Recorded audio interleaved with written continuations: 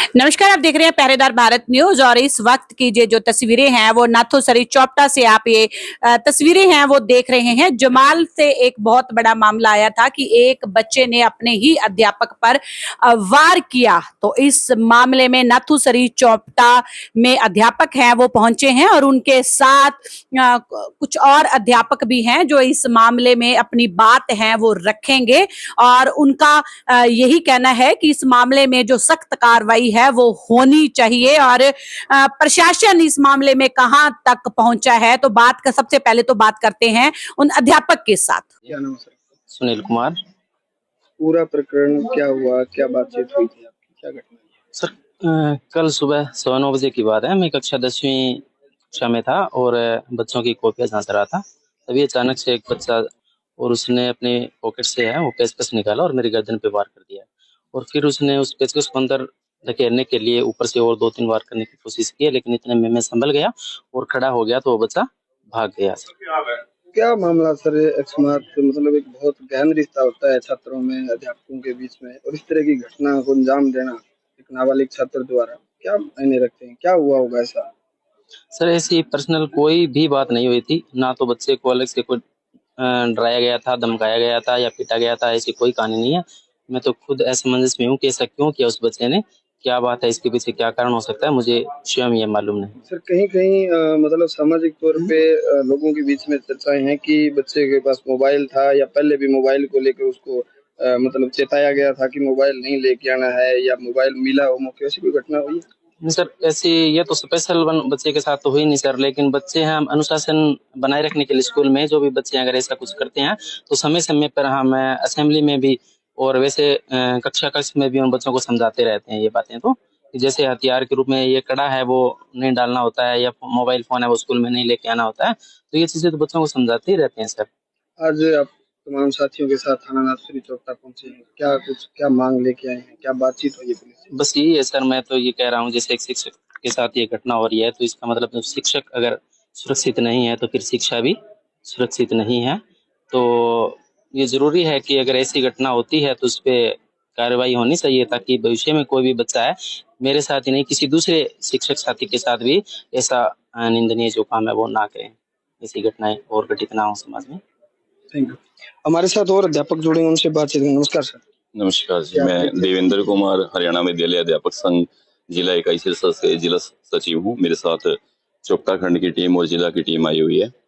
तो हमने सबसे पहले वैसे तो साथियों से फोन पर जानकारी की सूचना, क्योंकि जैसे हमें पता लगा ये घटनाक्रम हुआ है तो फोन से ज्यादा हम सोशल मीडिया के ऊपर आप देख रहे हैं भी चैनल, बहुत सारे चैनल हैं, इवन गाँव की तरफ से भी।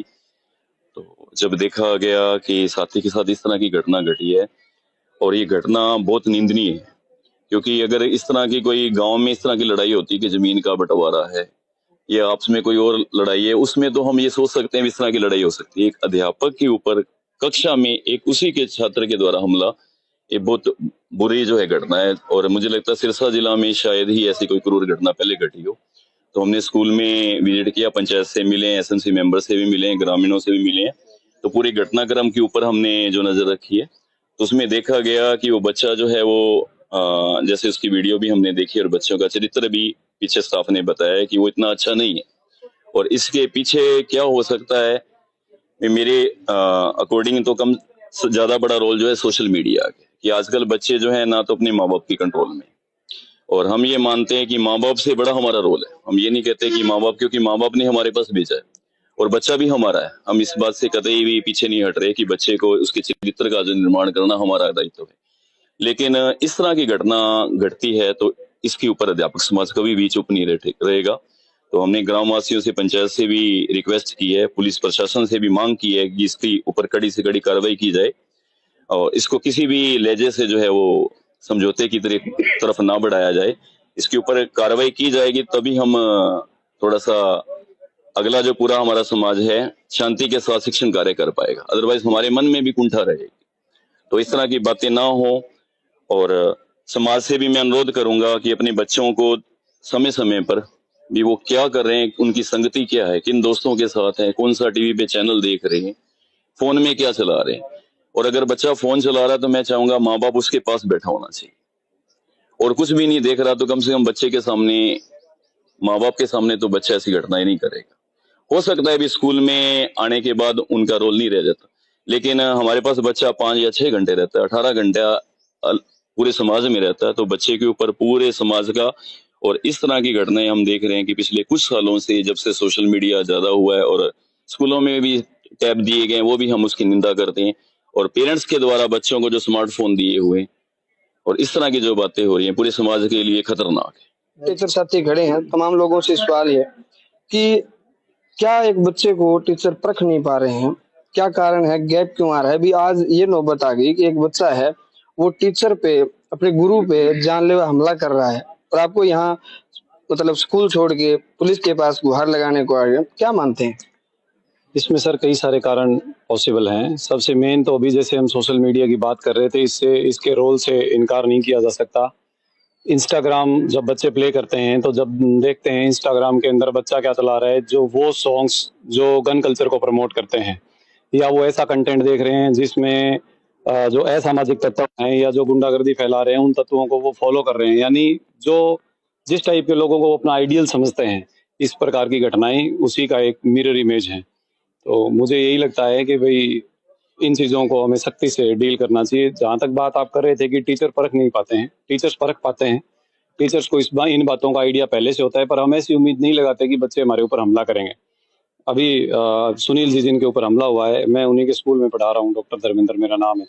हम दोनों स्कूल की डिसिप्लिन कमेटी के सदस्य हैं, और डिसिप्लिन कमेटी में रहते हुए हमें बहुत सारे चैलेंजेस फेस करने पड़ते हैं। जैसे बच्चे यूनिफॉर्म में नहीं आ रहे तो हमें रोकना टोकना पड़ेगा, बच्चा लेट आ रहा है तो टोकना पड़ेगा, बच्चे हाथों में कड़ा पहन के आते हैं, जब बच्चों की आपस में कहासुनी हो जाती है तो उससे दूसरे बच्चों पर हमला कर देते हैं, तो हमें वो कड़े निकलवाने पड़ते हैं। बच्चा मोटरसाइकिल लेके आ रहा है, 18 साल से छोटे हैं, लाइसेंस नहीं है ड्राइविंग, और हेलमेट नहीं पहनते हैं, इन सब चीज़ों के लिए हम रोकते हैं एवरी डे। बच्चियों की जो सेफ्टी है वो एक बड़ा अहम मुद्दा है, बच्चियों को बहुत सारी प्रॉब्लम्स का सामना करना पड़ता है।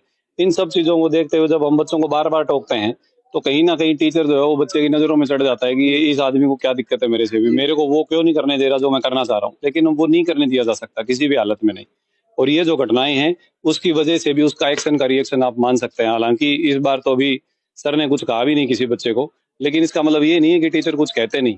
हमारे पास कहने का अधिकार है, डांटने का अधिकार है, बच्चे को डिसिप्लिन में रखने के लिए हमें उनके साथ थोड़ी सख्ती भी करनी पड़ती है। लेकिन समाज जो है, समाज दूसरे वाले एंगल को ज्यादा पकड़ता है। प्लीज डोंट माइंड, कल मैं एक ये आपके जैसे मीडिया के थ्रू देख रहा था, तो एक साथी पूछ रहे थे कि सर आपने तो कुछ तो किया होगा कि बच्चे ने आपके ऊपर हथियार उठाया है। कुछ तो किया होगा मतलब क्या?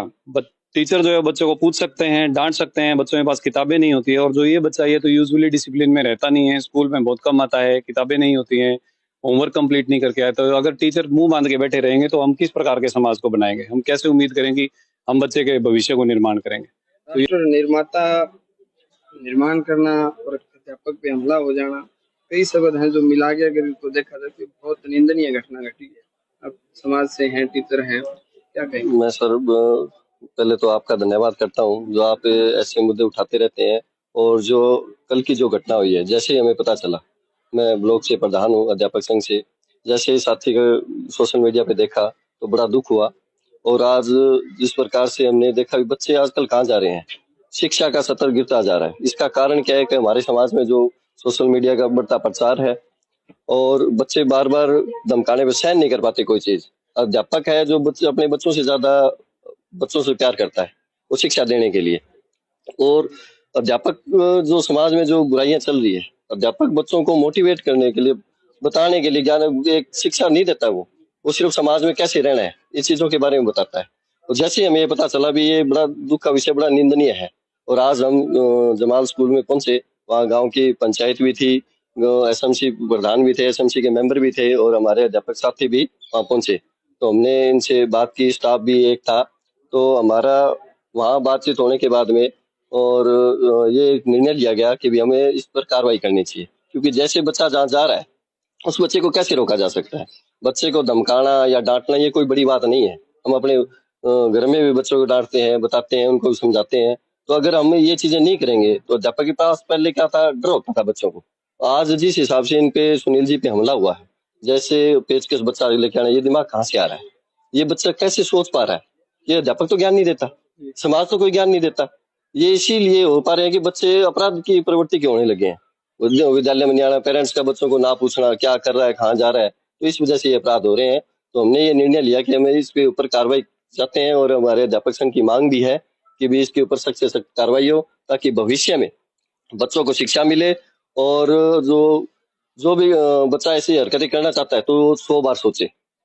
ये हमारा मकसद है। बहुत धन्यवाद। अध्यापक का जो कल मामला था जमाल वाला, उसको लेकर अध्यापक मिलने आए, हमारी बातचीत हुई हमसे। जी जी, आपको क्या कुछ उसमें पुलिस कर रही है, क्या कुछ मामला है सामने आया? ऐसे है, हमारे पास कल भी सूचना आई थी। एक सुनील पीजीटी टीचर है, 10वीं कक्षा को पढ़ाता है, वैसे 9 से 10 तक पढ़ाता है, लेकिन कल ये 10th क्लास में पढ़ा रहा था और हिंदी का अध्यापक है ये पीजीटी। कल उसी दौरान इसके साथ क्या एक बच्चे ने आगे इसकी गर्दन पे वार किया था उससे पेचकस से। उसकी सूचना मिली थी, जिस बारे में हम स्कूल में गए तो स्कूल की छुट्टी हो चुकी थी और फिर बाद में हमने हॉस्पिटल का रिकॉर्ड देखते हुए हम सरकारी हॉस्पिटल सिरसा भी पहुंचे, तो वहाँ पता लगे भी डॉक्टर ने हमारे को बताया कि भी अभी पेशेंट यहाँ एडमिट नहीं है।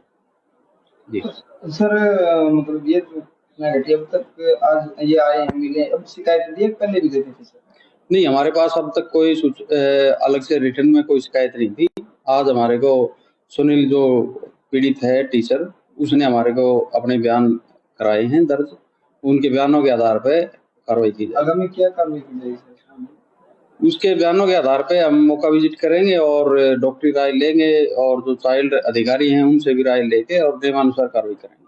सर, क्षेत्र आपके थाना चौका क्षेत्र में इस तरह की घटना हुई है तो परिजनों को, बच्चों को, एक नाबालिग बच्चे द्वारा मीमांसा की वो मतलब न जानकारी के अभाव में उसने ऐसा कर दिया होगा, वो बच्चा है, तो आप क्या कुछ संदेश परिजनों को देना चाहेंगे इस तरह की घटनाओं को? मैं इस संबंध में अभी बच्चे से मिला नहीं हूँ, उस बच्चे की भी काउंसलिंग की जानी जरूरी है और मैं अभी उस बच्चे का नाम डिस्क्लोज नहीं कर सकता क्योंकि वो बच्चा है, जुनाइल है। उसकी मानसिकता किस प्रकार की है उस बारे में हम वेरीफाई करेंगे और फिर मैं बता सकता हूँ। सर, मैं क्षेत्र के लोगों की अगर बात करें तो नक्सली चौका क्षेत्र के लोगों को कोई संदेश आप देना चाहते हैं इस मामले को देखते हुए? मैं गांव क्षेत्र के लोगों को यही संदेश देना चाहूंगा, अगर आप कोई कानून हाथ में लोगे और कोई दहशत फैलाओगे, गलत काम करोगे तो पुलिस उनके खिलाफ सख्त से सख्त कानूनी कार्रवाई करेगी और नियमानुसार कार्रवाई करते हुए उनके खिलाफ सख्त कदम उठाके और जेल में भेजेंगे।